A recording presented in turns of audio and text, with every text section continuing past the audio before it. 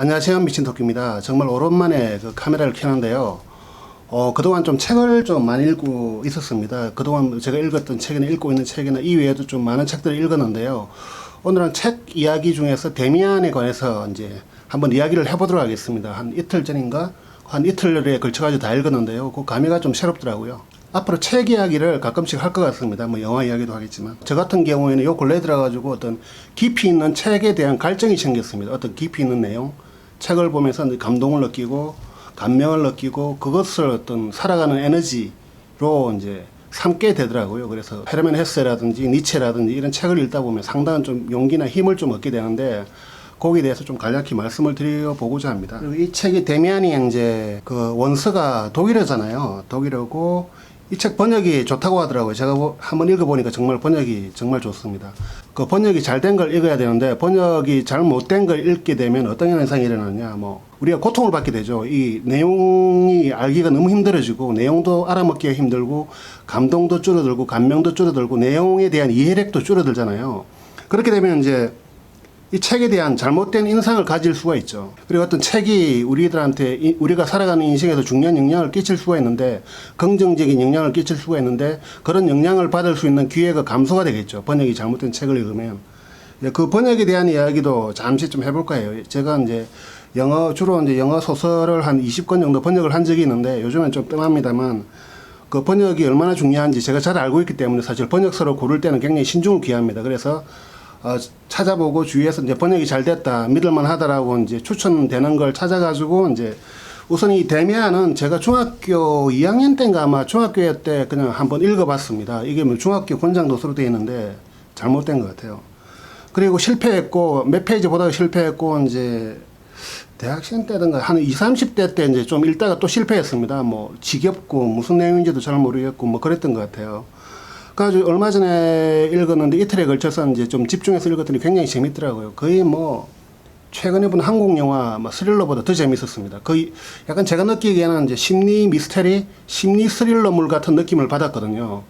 왜냐하면 제가 어떤 이런 깊이 있는, 약간은 깊이 있는 책들, 구도적인 책, 구도소설이라고 하죠. 도를 구하는, 깨달음을 구하는 책 같은 것들에 대한 어떤 갈망이나 갈증 같은 게 있어가지고 이런 책들을 보면 좀 더 깊이 있게 제가 느끼게 되고, 그러니까 독자가 어떤 위치에 있는지, 어떤 심리 상태에 있는지, 독자의 경험이나 나이가 몇 살인지 이런 게 상당히 책을 읽는데 의외로 영향을 많이 끼치더라고요.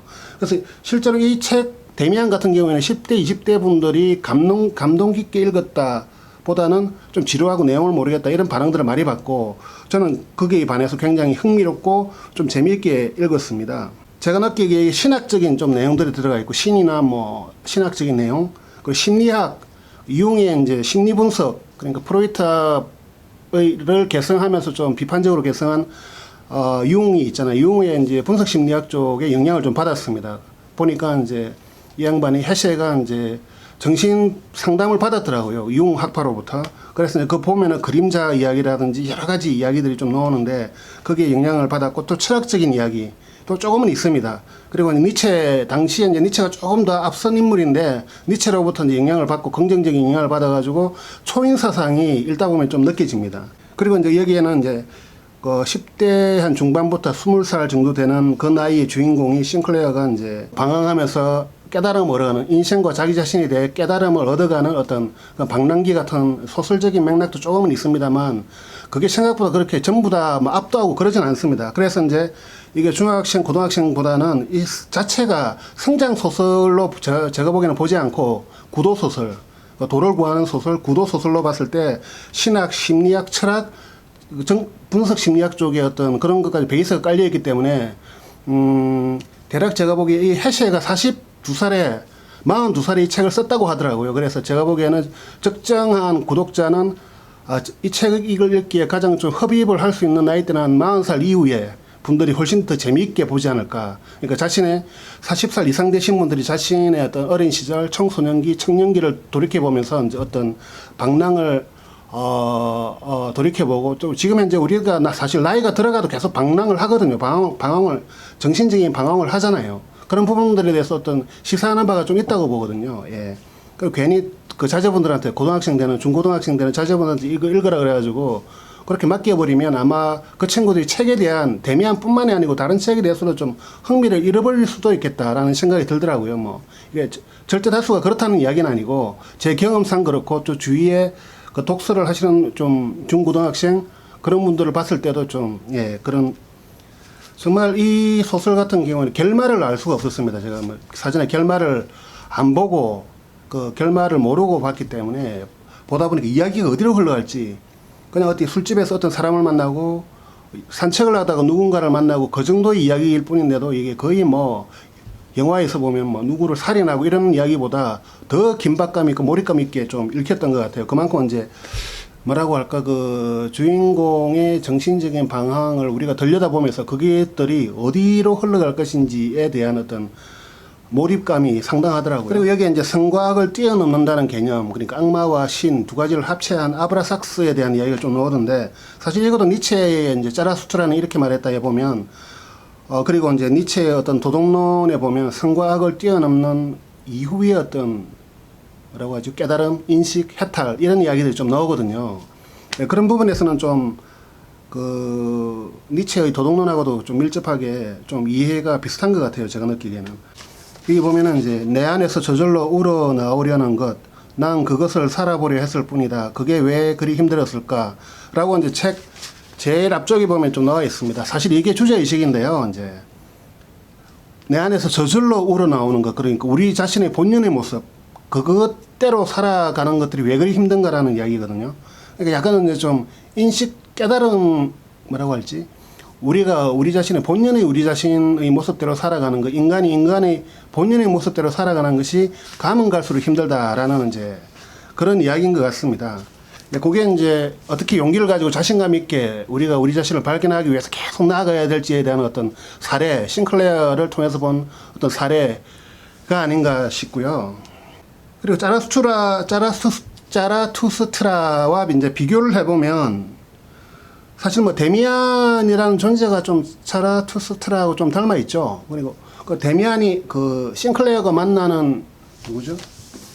그러니까 이제 제일 처음에 싱클레어가 데미안을 만나잖아요. 데미안을 만났을 때 어떤 데미안이 제가 느끼기에는 초기 단계의 자라투스트라라는 느낌을 좀 받았고요. 그 다음에 별난 음악가 피스토리우스라고 이제 한 중반 이후에 나오잖아요. 이제 그 싱클레어가 많은 이제 정신적인 도움을 받게 되는 이 사람이 그러니까 자라투스트라가 한 도를 완전히 깨치기 직전의 어떤 단계라는 느낌이었고, 맨 마지막에 나오는 이제 에바 부인인가요? 에바 부인이 제가 보기에는 어떤 자라투스트라를 닮았고, 그리고 이제 자라투스트라에 나오는 위브맨시 초인, 영어로 말하면 슈퍼맨, 독일어로 말하면 위브맨시라고 이제 어떤 인간을 넘어선 단계의 인간을 보통 이제 위브맨시라고 하잖아요.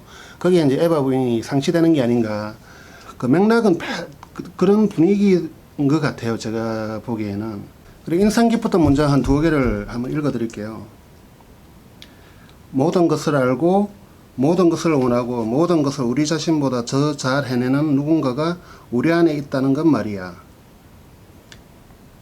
이걸 알아두는 게 좋다. 뭐 그런 이야기인데, 그러니까 모든 것을 알고 모든 것을 원하고 모든 것을 우리 자신보다 더 잘 해내는 누군가가 우리 내부에 있다 이야기죠. 그러니까 이 내부의 그 누군가를 찾아서 그것을 자기 자신으로 만들어서 이 세상을 헤쳐나가야 된다. 그런 뜻인 것 같습니다. 그리고 이 뒷부분에 보면 우리가 의무요 운명이라고 느끼는 것은 오로지 각자 완전히 자기 자신이 되고 자기 내면에서 작용하는 자연의 싹의 요구에 따라 그 뜻대로 살며 알 수 없는 미래가 무엇을 가져오든 그에 대한 준비를 하며 사는 것, 바로 그것이었다. 그러니까 각자 완전히 자기 자신이 되고 자기 내면에서 작용하는 자연의 싹의 요구에 따라 그 뜻대로 살며 알 수 없는 미래가 무엇을 가져오든 그에 대한 준비를 하며 사는 것, 그게 중요하다는 이야기죠. 뭐 말씀드렸다시피 약간 좀 각성, 깨달음 그런 것들을 주는 책인 것 같습니다. 약간 좀 시적인 느낌도 나고요, 좀 수필적인 느낌도 나고, 뭐 스토리 맥락은 뭐 소설적인 느낌도 납니다만 굉장히 심리 분석적인 느낌도 상당히 강합니다. 이 책을 번역하신 분이 이영임이라는 분인데, 저도 이제 영어 쪽은 번역을 한 20권 정도는 해봤는데, 사실 좋은 번역이란 무엇일까? 이게 언류문화사입니다. 언류문화사. 뭐 다른 책은 어떻게 번역되는지 모르겠습니다만 번역 제대로 하기가 정말 힘듭니다. 특히 인문교양서적은 더욱더 힘든데요. 일단은 우리가 그게 독일어든 영어든 첫 번째 해당 언어에 대한 해박한 지식이 있어야 되죠.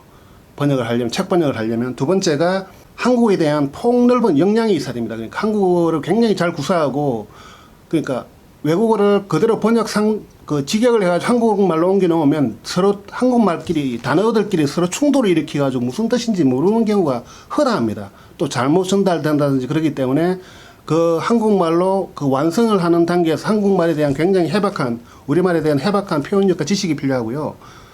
언제 그 소설 같은 경우에는 그런데 소설보다 더 어려운 게 이제 이런 인문학 서적이라고 그랬죠. 그러니까 그 이 책을 번역하시는 분, 이런 책을 번역하는 분은 이 책에 대한 내용을 알고 있어야 됩니다. 그러니까 그 융에 대한 심리학, 그 헤르만 헤스의 다른 책들에 대해서 좀 이해를 하고 있을 필요도 있고, 그리고 심지어는 이제 니체의 책들에서 중요한 것들, 최소한 이제 자라투스트라 같은 것들에 대한 이해, 완독 이런 것들이 필요하고요. 그런 분이 번역을 해야 이렇게 제대로 이제 번역이 잘 되게 되겠죠. 단순히 뭐 독일어 좀 잘 알고 한국말 진짜 내 잘해, 책을 한국 소설 뭐 명작을 한 수천 권 읽어가지고 막 온갖 단어를 다 알고 있어, 문장력이 있어. 그래도 이 책을 번역하기 힘듭니다. 왜냐하면 기본적인 베이스가 사상 서적적인 면이 있기 때문에. 그래서 이제 그 책을 읽으실 때 좀 좋은 번역을 찾아 읽으셔야 되는데, 그거는 뭐 매 책마다 좀 다르거든요, 이게. 여기에도 뭐 제가 그 니체의 책이 두 개, 자라투스트라 책이 두 개가 있는데, 하나가 미남사고 하나가 책세상 책이거든요, 이제.